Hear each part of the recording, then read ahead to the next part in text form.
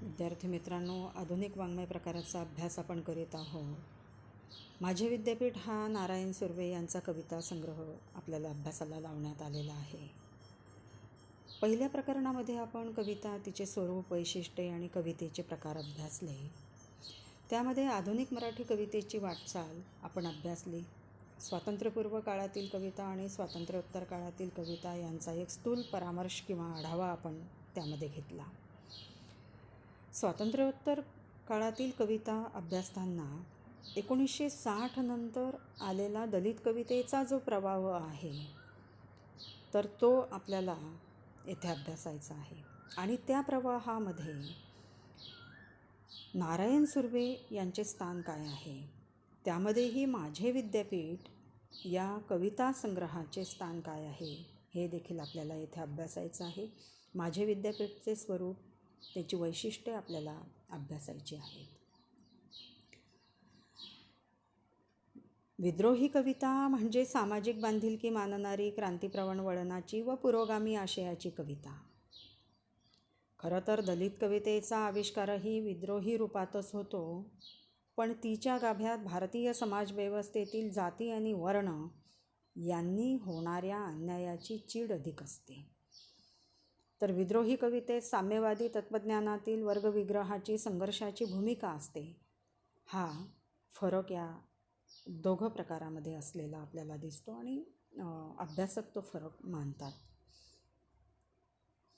धार्मिक बाजूने होणाऱ्या शोषणाची आच ही पहिल्या धारेत म्हणजे दलित कवितेच्या धारेमध्ये ही अधिक असलेली आपल्याला दिसून येते.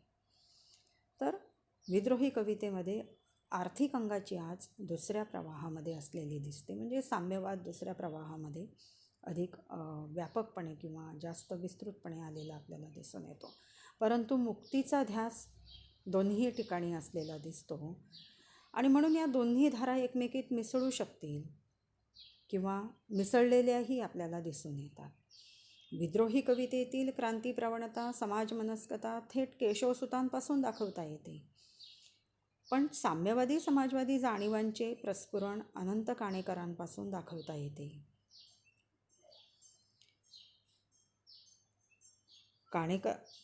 काणेकरांपासून जर आपण हा अभ्यास केला तर पुढे मग कुसुमाग्रज, मुक्तिबोध, करंदीकर, वसंत बापट, अमर शेख या कवींच्या काव्यात एकधारा या वळणाची राहिलेली आपल्याला दिसून येते. अमर शेख वगळता हे सर्व कवी मध्यमवर्गीय होते, हा भाग वेगळा. त्यांचा साम्यवादाचा स्वीकार बौद्धिक स्वरूपाचा होता. त्यात जेवढा प्रामाणिकपणा होता तोही यामध्ये अवतरलेला आपल्याला दिसून येतो. स्वातंत्र्योत्तर विद्रोही कवितेची ही पूर्वपरंपरा आपल्याला म्हणता येईल. 1960 नंतर या धारेला एका वेगळ्याच सामाजिक परिस्थितीतून पुढे आलेला समर्थ कवी लाभला आणि तो कवी म्हणजे नारायण सुर्वे होय.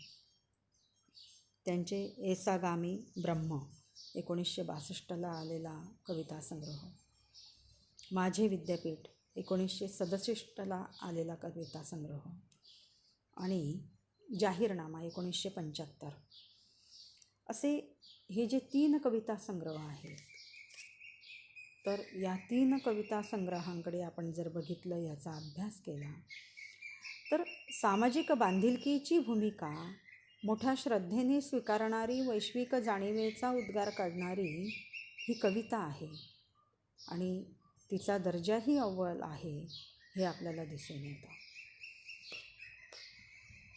तीव्र समाज सन्मुखता हे नारायण सुर्वे यांच्या कवितेचे प्रमुख वैशिष्ट्य आहे. तसेच बोलीभाषेला जवळचे असे तिचे शब्दरूप हेही एक लक्षणीय वैशिष्ट्य आहे. जेव्हा आपण भाषेचा अभ्यास करू तेव्हा आपण त्यांच्या ह्या वैशिष्ट्याचा उल्लेख करणारच आहोत. सुर्वे यांच्या कवितेतून महानगरी संवेदनाच व्यक्त झालेली आहे. आत्मविघटन, समाज आणि संस्कृतीचे विघटन अनुभवल्यानंतर येणारी असहाय्यता त्या कवितेतून व्यक्त झालेली आहे. मराठीतल्या लोकगीतांच्या जवळपास जाणारी सुर्वे यांची कविता वेगळी वैशिष्ट्यपूर्ण अशी आहे. रोजीचा रोटीचा सवाल रोजचाच आहे. कधी फाटका बाहेर, कधी फाटका आत आहे. कामगार आहे मी, तळपती तलवार आहे.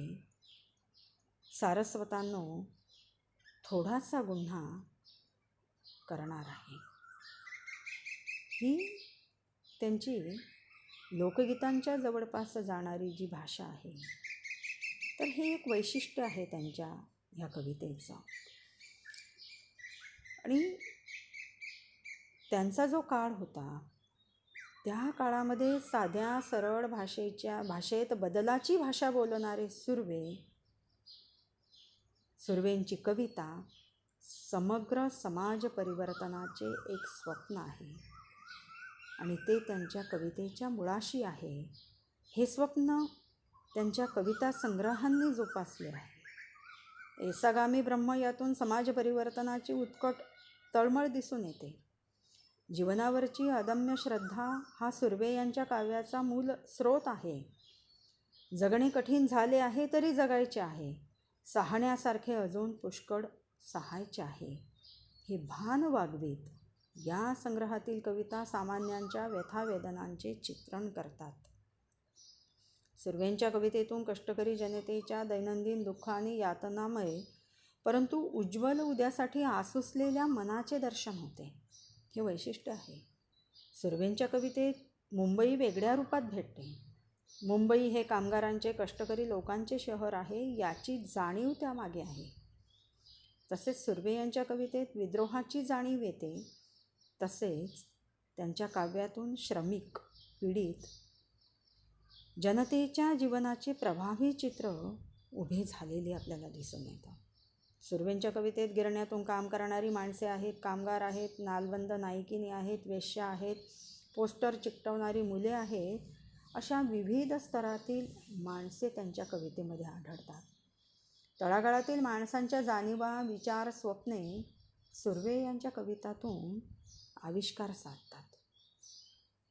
तर सुर्वेंच्या ह्या कवितांचा अभ्यास केल्यानंतर शब्दाशब्दाला शोषितांच्या अनुभवाची आच ही त्यांच्या कवितेतून कशी आविष्कृत होते हे आपल्या प्रत्ययाला येतं. आणि ही आच आणि ती श्रद्धा हेच त्यांच्या कवितेचे नवेपण आणि वेगळेपण आहे. मजूर वर्गाच्या अनुभवातून आणि साम्यवादी तत्त्वज्ञानाच्या संस्कारातून त्यांच्या कवितेची जडणघडण झाली आहे. त्यांच्या आविष्काराला उर्दूचा एक ढंग आहे, पण त्यांचा आशय खास त्यांचाच आहे. आणि म्हणून त्यांच्या कवितेमध्ये उर्दू, हिंदी, मराठी अशा ह्या तिन्ही भाषांचं मिश्रण झालेलं आपल्याला दिसून येतं. मात्र दलित कवितेचा आक्रस्ताळेपणा त्यांच्या कवितेत नाही. त्यामुळेच ते अधिक आवाहक, प्रभावी आहे. समाज परिवर्तनाचे, क्रांतीचे एक सुजान भान आणि अविचल श्रद्धा ही तिचे मोठे सामर्थ्य आहे. मराठी साहित्य विश्वात कलावादाच्या विचित्र कल्पनेचा अतिरेक त्या काळामध्ये होऊ लागला होता. मध्यमवर्गीय कवी मुक्तिबोध वगळता या धारेपासून दुरावत असता त्याचवेळी नेमकी सुर्व्यांची ही बांधिलकी कवितेच्या रूपाने अवतरली. तिने मराठीतील कवितेलाच नव्हे तर समीक्षा विचारांनाही कलाटणी दिली. साम्यवादी विचारसरणी हा त्यांच्या जीवननिष्ठेचा भाग आहे. माणूस स्वतः बदलत समोरचे वास्तवही बदलवीत असतो या जाणीवेने त्यांनी काव्यरचना केली आहे.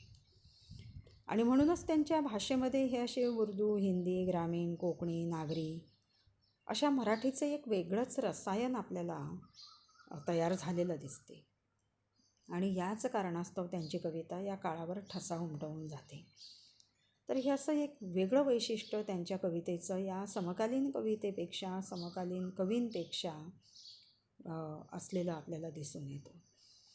मजूर वर्गाच्या जाणीवेच्या मर्यादा आणि साम्यवादी तत्त्वज्ञानाचा प्रचार हे आक्षेप त्यांच्या कवितेवर खरं तर घेतले गेले आहेत. विशेषतः जाहीरनाम्यापासून त्यांच्या कवितेत एक बराकीकरण होऊ लागले असे वारंवार म्हटले जाते. परंतु एखाद्या तत्त्वज्ञानाने कवीचे भावविश्व भारावून टाकल्यानंतर त्याची कविता केवळ प्रचारात्मक राहू शकत नाही. ती त्याच्या जीवननिष्ठेचा, त्याच्या संवेदनशीलतेचाच भाग बनते. अशावेळी प्रचाराचा मुद्दा अप्रस्तुत आहे. खरं तर कवीने ज्या तत्त्वज्ञानाचा स्वीकार केलेला असतो ते तत्त्वज्ञान जीवनाच्या आकलनाला जी मर्यादा घालीत असेल किंवा कवीची आकलनशक्ती ते तत्त्वज्ञान समजून घेण्यात जेवढी कमी पडत असेल ती मर्यादा त्याच्या काव्याला पडणार हे उघड आहे. आणि तसाही आक्षेप त्यांच्या कवितेवर घेण्यात आलेला आहे. परंतु त्यांचं एक अनुभव विश्व होतं आणि त्या अनुभव विश्वाला कामगार वर्गाच्या जीवनाच्या मर्यादा आहेत हेही उघड होतं. मध्यमवर्गीय कवीला जशा त्याच्या वर्गाच्या मर्यादा पडतात तशाच या मजूरवर्गीय मर्यादांचे बंधन आहे. कारण मध्यमवर्गीय कवितांवर किंवा मध्यमवर्गीय साहित्यावर सुद्धा आक्षेप घेण्यातच आलेले आहेत. समीक्षकांनी सदाशिव पेठी साहित्य म्हणून त्याची संभावना केलेलीच आहे. तसंच यांचं अनुभव विश्व जे होतं ते कामगार विश्व होतं, मजूर वर्ग होता आणि म्हणून त्यांच्या मर्यादेचं बंधन त्या या काव्यावर किंवा या काव्य आशयावर पडलेलं आपल्याला दिसून येतं. तो काही मोठा दोष नव्हे. अशा वर्गीय मर्यादांच्या पलीकडे झेप घेणाऱ्या महाकवीची प्रतीक्षा दीर्घकाळ चालूच आहे. स्वातंत्र्योत्तर मराठी कवितेचा विचार करताना सुर्व्यांच्या कवितेचे आणखी एक वैशिष्ट्य सांगायला पाहिजे आणि ते म्हणजे त्यांच्या कवितेतील सुबोधता. नवकवितेमध्ये दुर्बोधता त्या काळामध्ये वाढत होती. ती दुर्बोधता म्हणजे एक खरं तर फॅशन होऊ लागली होती आणि त्या काळामध्ये सुर्व्यांनी हा सुबोधपणा कवितेमध्ये आणला. ह्या सुबोध अशा रचनेतून सुर्व्यांची कविता अवतरली आणि हे पण एक वैशिष्ट्य त्यांच्या कवितेचं आहे. त्यामुळे अस्सल कवितेचा सर्व थरातील रसिकांशी सहज संवाद घडला. या सुबोधतेमुळेच तो घडला. हे वैशिष्ट्य कदाचित सर्व विद्रोही कवितेचे म्हणून सांगता येईल. म्हणजे वामन विंगडे असतील, लक्ष्मीकांत तांबोळी असतील, केशव मेश्राम असतील, वारा सोनार असतील, तर हे सगळे कवी याच धारेमध्ये लक्षणीय निर्मिती त्यावेळी करीत होते. म्हणजे या विद्रोही काव्यनिर्मिती हे सगळे कवी करत होते. बाबा आमटे हे विज्ञानयोगी असेच प्रखर सामाजिक जाणीवेचे रचनात्मक दृष्टीने रचना करणारे कवी होत. त्यांचा ज्वाला आणि फुले हा प्रभावी असा कविता संग्रह आहे. बाबांचे जीवन रचनात्मक विधायक कार्याला समर्पित आहे. ते कार्य करता करताच त्यांनी आपल्या कवितेतून विज्ञाननिष्ठेवर आधारित नवसमाज निर्मितीचे स्वप्न रंगविले आहे. तर हा सुद्धा भाग आपण येथे विचारात घेतला पाहिजे की सुर्व्यांचा जो काळ होता त्या काळामध्ये सुर्व्यांनी हे जे सुबोध असं लेखन केलं आणि आपली एक वेगळेपण, आपलं एक वैशिष्ट्य, एक अस्सलपणा, एक खरेपणा आपल्या कवितेतून त्यांनी दाखवून दिला. जो त्यांच्या जीवनात होता, जो स्वभावात होता, तोच त्यांनी आपल्या कवितेमधून हा आविष्कृत केलेला आपल्याला दिसून येतो. माझे विद्यापीठ हा काव्यसंग्रह प्रसिद्ध झाला आणि नारायण सुर्वे नाव मराठी काव्यप्रांतामध्ये स्थिर झाले, प्रसिद्ध झाले. विद्यापीठांच्या अभ्यासक्रमामध्येही माझे विद्यापीठचा समावेश झाला आणि माझे विद्यापीठचे 5वे पुनर्मुद्रण 2018मध्ये झाले. म्हणजे 1967ला हा कविता संग्रह प्रसिद्ध झाला आणि 2018पर्यंत त्याच्या एवढ्या आवृत्त्या निघाल्यात. हे पण विशेष आहे. मराठी कवितेला सामाजिक बांधिलकीचे पक्के अधिष्ठान सुर्वे यांच्या कवितेने प्राप्त करून दिलेले आहे असं आपल्याला म्हणावं लागतं. आणि त्यांनी ते स्थान जे प्राप्त करून दिलं त्याचं कारण असं आहे की त्यांनी ही सामाजिक बांधिलकी श्रमिकांच्या, दीनदलितांच्या घामाला शब्दरूप देऊन ती व्यक्त केलेली आपल्याला दिसून येते. एकंदरीने 1960 नंतर मराठी कवितेला समाजाभिमुख त्यांनी केलेला आहे आणि त्यामध्ये सुर्व्यांचा हा जो वाटा आहे किंवा सुर्व्यांचं हे जे कार्य आहे हे खूप मोठं आहे, हे सुद्धा आपल्याला मान्य करावं लागतं. या माझे विद्यापीठ या कविता संग्रहामध्ये एकूण 40 कविता आहेत. त्याचं जर आपण वर्गीकरण केलं तर खरं तर ते वर्गीकरण करणं हे अवघडच आहे. कारण त्यामधले जे विषय आहे ते एकमेकांमध्ये मिसळलेले आपल्याला दिसून येतात. कारण ही कविता प्रासंगिक आहे, प्रेमपर किंवा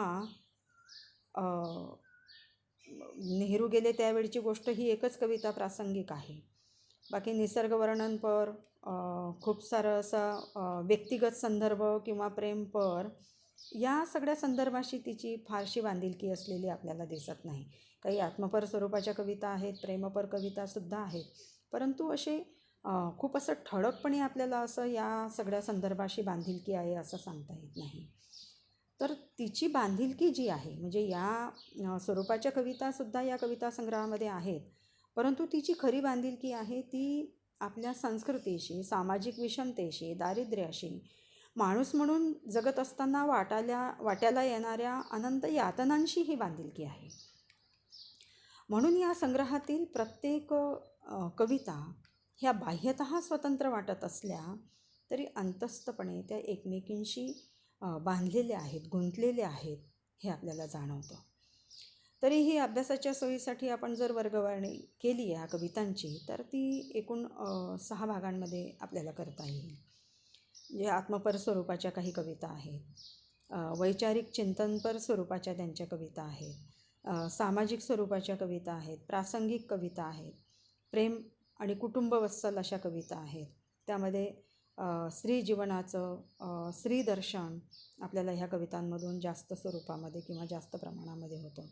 आणि काही संकीर्ण अशा कविता आहेत. अशी वर्गवारी करून माझे विद्यापीठमधील कवितांची वैशिष्ट्ये आपल्याला अभ्यासाच्या सोयीसाठी ही निश्चित करता येतात, ती सांगता येतात. आत्मपर स्वरूपाच्या कवितांमधून कवीमधील मी जो आहे तो व्यक्त झालेला आपल्याला दिसतो. माझे विद्यापीठ ही पहिली शीर्षक कविता जी आहे ती अशी आत्मपर स्वरूपाची कविता आहे.